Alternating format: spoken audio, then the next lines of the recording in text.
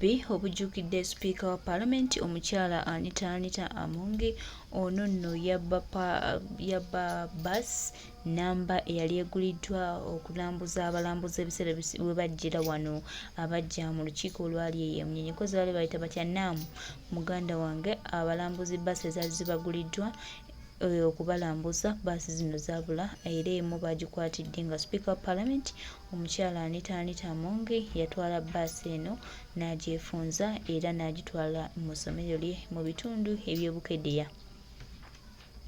Naye omukazi ono nga mubbi nnyo alowooza Uganda ye oba kiki? Twebuuza ebibuuzo bingi ku mukyalo ono byagenda akola. Ebibuuzo bingi byagenda akola. Omukyalo ono alina question mark nnyingi. Omukyalo ono obubbi obugenda mu maaso gy'ali banange bususse. Omukazi mubbi, omukazi ayagala kubba buli kimu era ye kukubba kwatambulira. Banange akazi kano akaali akanaku kano kaali kalugundi kafuuse ekizibu kubanga ko kagenze mu maaso n'okwekkusa kwokka nga ffe bannayuganda wetubonabona. Sipiika wa Paalamenti omukyala Anita Among bw'atyo bwe yakola baasi ya gavumenti yagikwata n'agitwalira essomero lye mu bitundu eby'Obukedeya n'abagamba mbagulidde baasi. Kumbe baasi zino zaagulibwa gavumenti nga zaakutambuza balambuzi. Mu baasi ezaali bbiri endala mbwe yakwata omuliro naye naye ojja kuwulira nga etegeerekese nti baasi eno erina omunene agirina anti beegabanya munnange ebyabwe byakwegaba beegabira nga bwe baagala naye nga baganda bange mikwano gyange embeera bw'ekyo bw'eri. Anita Among yagenze mu maaso n'okwekolera erinnya ery'obubbi anti bw'atabba tatambula tewabaawo kitambula mu bulamu bwe naye nga lwaki babeera bakola ebintu bino eby'okubba nga eggwanga nga balowooza nti n'eggwanga lyabwe. Bintu bingi bituukawo ne tubibuusa amaaso, ebintu bingi byapeninga bannayuganda ne tubibuusa amaaso naye baganda bange mikwano gyange njagala mbategeeze ffenna nti akaseera ke kano akatuufu ke tulina okwemukira ne tugamba bannange kimala tulwanirire eggwanga n'eggwanga lyaffe. Bino pulezidenti byatugamba, bino pulezidenti byatukubirizanga bannange. Anita Among ebubbi bw'oliko ate bususse ew'omulamuzi. Kwata otya baasi ya gavumenti eyagulibwa ku musimbi w'omusolo guno ogikwata n'ogiwa essomero lyo ate nga ali omukubba olimu okubba bubbi bwereere. Tulabye nnyo naye tulina okusaba nnyo okulaba nga eggwanga lyaffe lino litereera. Tulina okusaba nnyo okulaba nga tutambuliza ddala wamu ensonga z'eggwanga. Bannange mukazi omubbi ono bubbi bw'aliko agenda bukomyawa. Amanya nze Gabula Joseph nga nva mu Kitengeesa Masaka City. Basebo ne bannyabo ngenda kwogera ebigambo bitono nnyo bwe binaakayirira ansonyiwe naye ngenda kuba mwegendereza. Nyimiridde wano ng'omuvubuka ku kifaananyi ky'abavubuka aba Buganda aba Masaka ng'ebbendobendo ko n'ab'eggwanga lyonna Uganda. Wano e Buddu tubadde tumanyiddwa okufulumya abakulembeze ab'ensa ab'ennono ng'ekyo kye tutambuliramu era nga tukyenyumirizaamu. Naye wabeerawo ebitandise okusoba kitukakatako ng'abavubuka okuvaayo mu nkola enzikakkamu okubitereeza kuba abavubuka bwe tutatereeza mbeera tewali mulala asobola gitereeza. Basebo ne bannyabo abavubuka baawana e Buddu ne Uganda yonna tussa mu kabaka waffe ekitiibwa era ekyo kitukakatako era twagala kabaka waffe twagala eggwanga lyaffe Buganda naye era mu ngeri y'emu n'ensi yaffe Uganda nayo tugyagala. Tukubiriza abakulembeze baffe mu mitendera yonna gye muli muleme okukozesa eggwanga lyaffe, muleme okukozesa institution ya Buganda ng'ekitala. Bwe wabeerawo ebisobye muddukire eno mugambe nti ate tuli baana ba Ndaya Nakalama. Wacha na wewe Ndaya Nakalama ng'olina kola bitereevu, ng'olina kola bitereevu. Abavubuka bajja wano ne batulimbalimba ne bayogera ebigambo nga balaga nti no bakiikiridde bavubuka. ebigambo byonna ebyawukana n'ebyolukiiko luno luli wano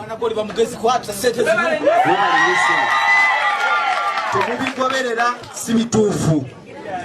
Tukkiririza mu mukulembeze waffe Kyagulanyi era njagala obbakakasa nti nga bwe tulanya ku Ssaabasajja ne ku Kyagulanyi we tulanya, omuntu yenna ayawukana n'ekiva ku kitebe ekamwokya, naffe tetugenda kwetiiririra, tujja kwawukana naye. Pulezidenti waffe Kyagulanyi twetondera ddala. Bakama bange, Kunga atambula bulungi. Mwebale Kunga bannamasaka, mwebale Kunga bannayuganda. Pulezidenti waffe Kyagulanyi paka Entebbe mu Ntebbe. Kunga Masaka, Kunga Kyagulanyi, Kunga Namayanja, Kunga Kirumira, Kunga. Nga tukyali mu kububi bwa sipiika wa Parliament, ate mbadde njagala kuyisawo akantu ako katuuke ku abo ab'ebitiibwa ababbi abaagala okubba obubbi, era nga twogera n'okubategeeza nti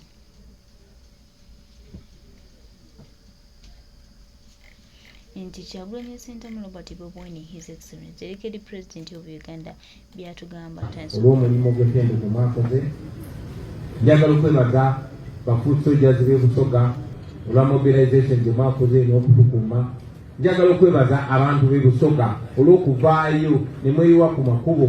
Abantu batambudde okuviira ddala enjeru nga tetunaba na kusala naye, ne bagumira tiagas, ne bagumira emiggo, ne bagumira amasota agabadde gesooza nga baagala okutulaga obumu. Mwebale nnyo, mwebalire ddala bannange. Njagala n'okwebaza abantu b'ekamuli, kuba ekamuli ate y'emiggo gyatandise mangu ne tiagas yatandise mangu, naye ne mubeerawo ne mutulinda. Kyanaku tetwasobodde batuukako, naye tujja batuukako mu ngeri yonna esaawa yonna. Meseji yange y'abantu b'ekamuli, njagala obbajjukiza bannange, si mwe b'ekamuli mwekka naye okwetooloola Uganda yonna. Mwalabye nti twasobodde okutambula nga tutambulira ku sipiidi 2 okuviira ddala enjeru ne tusala bridge ne tugira ddala paka ebuwoolera kumpi ne Bupadengo. Lwaki? Kubanga bano abasajja tebamalaako bwe muba muli bangi. Babadde balina okusolooza tiagasi mu Busoga yonna, babadde balina okusolooza abasirikale mu Busoga yonna, ate nabo nga babadde tebajja kumalako naffe kubanga twabadde mitwalo na mitwalo. Twasazeewo obutalwanagana nabo, twasazeewo obutasikangana nabo, ne tukyuka ne tudda e Kampala olw'ensonga zino wammanga. Okusookera ddala twabadde twagala kujja kwongerako n'eggwanga, twabadde twagala kujja okugenda ku likodi okuwandiikira poliisi nga twemulugunya nga twekalakasa tubalage ebikyamu bye bali mukola, so that tugenda on record. Bino ebintu bye tukola titubikola kubanga twagala bano abantu bakyuse empisa, nedda.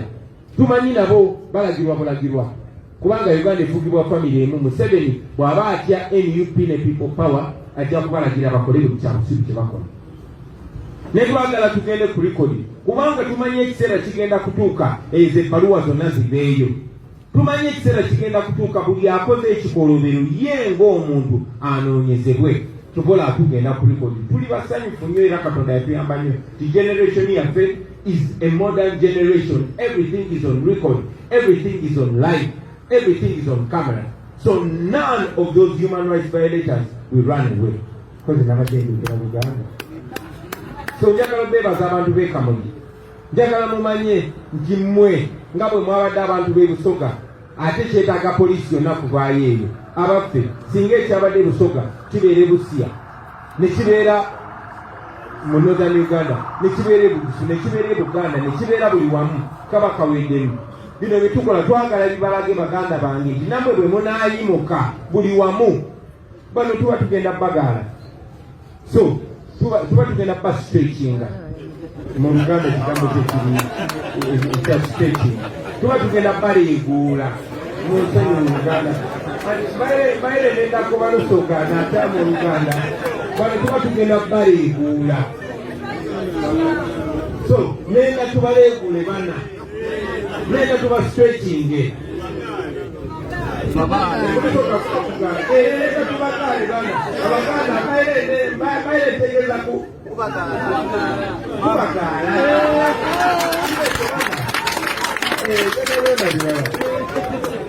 So, we can stretch this regime. All oppressed people have only liberated themselves by rising at the same time. They cannot come and suppress the people in Busoga at the same time in Uganda, at the same time in Angola. We need to pick from this that we're doing. So when mulabanga chikutte Busoga, mwabe Uganda temutulindanga bagamba. Mwabe Angola temutulindanga bagamba. But for now, njagala nnyo okubebaza. Badde ngamba nti naabi omwana omuto ng'alwana okuwona. Simanyi oba bebiyo yawonye kubanga omusirikale yazze nasula tiyagazi mu taxi. Ate ng'emmotoka zeesibye emabega, ekkubo baligadde, tebalina bwe bataasibwa. Katonda akkirize omwana oyo abe nga yawonye. Naye era bangi nnyo abafudde bwe batyo, balabye bakuba tiyagaasi, bamukuba mu nnyumba z'abantu, bamukuba mu bakadde. Eyo enkola ya Museveni, basebo ne bannyabo. Bakutte abantu baffe bangi, naye nga sinayogera nako bwe bakutte wano wendi. Wano betwogerera banaffe bangi bali mu kkomera mwalabe design akitudde Uganda ku platform nyingi nnyo okwetooloola ensi yonna. Bamukutte ne bamusiba kubanga yatungira ekyambalo. Nze ayambala ekyambalo kye nabaddemu n'ekyo kye nabaddemu. Naye bamukutte nga bagamba yatungira ekyagulanyi ekyambalo. So bwe buwumba tuutu obwa regimu eno bwetuseeko baseremeranya. Olaba mbale ennimi ya Lusoga. Ekyo kya Lusoga. Neyogerera Lusoga lwange mumpe. Sisobola kuba wano nga sibajjukiza gye bannange mujjukira nti emyaka egisukka mu 5 egiyise twatwala okwemulugunya kwaffe mu kakiiko k'eddembe ly'obuntu kati akakulibwa omukyala gwe bayita Wangadya. Naye nga bwe mumulabye ng'abantu babawamba ye n'agamba abo tebaliyo, nga famire ya Kibalama n'abalala baagenda ne batwalayo ne ID ne national ID z'abantu baba bawambibwa ne bagamba nti Kiwandi jaba abantu tebaliyo. Nabanja Prime Minister Museveni nga yavaayo n'agamba nti Kibalama kituufu bamuyina. Ye Wangadya yagamba Kibalama si muntu muzimu. Kakati omuntu w'obwongo obwo n'endowooza eyo yakulira akakiiko k'eddembe ly'obuntu. Simanyi oba alina abaana, simanyi oba maama, naye oyo yakulira akakiiko k'eddembe ly'obuntu. Akakiiko k'eddembe ly'obuntu oba zino tribunals zo zirina n'okukola faster than the courts of law. Tribunals like the Uganda Human Rights Commission are supposed to solve human rights violations faster than courts of law. But you will notice that more than 5 years since I petitioned the Uganda Human Rights Commission, they had never given me a hearing. And when they gave me a hearing, I went there, I did not even speak 2 sentences, and she shut me up because she's not willing to listen to anything other than what she wants. Yeah. Baba ni yake tano kati mapade mukisa kujja kutanya nsonga yange mukakiiko ako. Nene bampiso oluvannyuma lw'emyaka ekigenda mu 6 saayogedde statements ziwera 2 n'abadde ntandika okwogera n'ansirisa kuba yayagala kuwulira byayagala. N'olw'ensonga eyo omusango gwaffe twaguggyeyo kubanga akakiiko k'eddembe ly'obuntu mu Uganda tekakuuma ddembe ly'abantu wabula kalinnya ddembe ly'abantu. Naye nyina essanyu okubategeeza nti teryakumye ku Wangadya. Waliyo platform nyingi nnyo okwetoola ensi ezirwanira eddembe ly'obuntu. Munajjukira nti Wangadya bamugobako mu kakiiko k'ensi yonna ak'eddembe ly'obuntu olw'ebikolebwa mu Uganda. Kati njagala okubategeeza nti Wangadya yennyini tugenda mutwala mu bukiiko obw'eddembe ly'obuntu obwetoolera ensi yonna kuba yakulembera abatyobola eddembe ly'obuntu. Era omukyalo oyo naye nga bwe mulaba Anita Amongo bwe twamututte mu platforms eziri international n'asibwako nati twagala ne Wangadya ategebweko sanctions kuba yasinga okulinnyirira eddembe ly'obuntu. Yennyigidde mu kutulugunya abantu kubanga bw'oba gwe ofiisi eyo evunaanyizibwa ku ddembe ly'abantu ate nga gw'obikkirira abatulugunya abantu naawe Wangadya okutulugunya abantu. Madamu Wangadya, you're one of the human rights violators and we're taking you to international platforms. We want sanctions against you. Kino sagadde kimukweka. Wangadya akakikutere mu Luganda naawe gw'omu kubanyigiriza kubalinnya eddembe ly'obuntu era naawe twagala oteekebweko nnatti nga bakama abo ate tumanye ekyo kijja kutuuka. Kati nga nzeeyo kutuwa yaffe bwewaawo bannaffe bangi nnyo bakwatibwa nga mwe muli ne administrative secretary waffe madamu Sara Mukisa, mwe muli amyuka akulira abakyala mu NUP Comrade Rwamajuma, mwe muli baganda baffe nga Bobby Rush nga Bashafi Adams n'abalala. Toto y'abantu 20 abakwatiddwa. Tegeezebwa nti ku makya baganye okubawa bondi era babasindise mu kooti. Kati kyonna kyemusobola okukola mujja kukikola, naye tujja kuba free, tujja bagoba, tujja kufuna eddembe lyaffe, tujja kweragalira ensi yaffe, ate mujja kusasulira byonna byemukoze. Bagulunga mbategeeza yes, olunaku lwaleero twabadde tulina kubeera bugweri tetwagenzeeyo kuba twabadde tulina okukomawo tuwandike ebbaluwa eyo tugende ku record twogere n'eggwanga bamanye kyetuliko. Olunaku lw'enkya tukeera kuzambala tugenda Parisa. National tuwa yaffe egendagenda maaso. Tetulina musango gwe tukola, tetulina tteeka lye tumenya, tetulina kintu kye twonoona. Buli kimu tukikolera mu mateeka kubanga tuli kibiina ekiwandiise mu mateeka. Ekironde ffe tulina n'okuba nga tukulembera eggwanga lino. Museveni is an illegitimate president. He is not the president of Uganda. He is a bandit that took over our country 38 years ago, and every 5 years he organizes sham elections. But even in the 2021 sham elections, we defeated him. So he's illegitimate. However, we are being non-violent and we're doing everything within the law because we know we are on the right side of history, we are on the right side of the law. So we are going to Parisa tomorrow.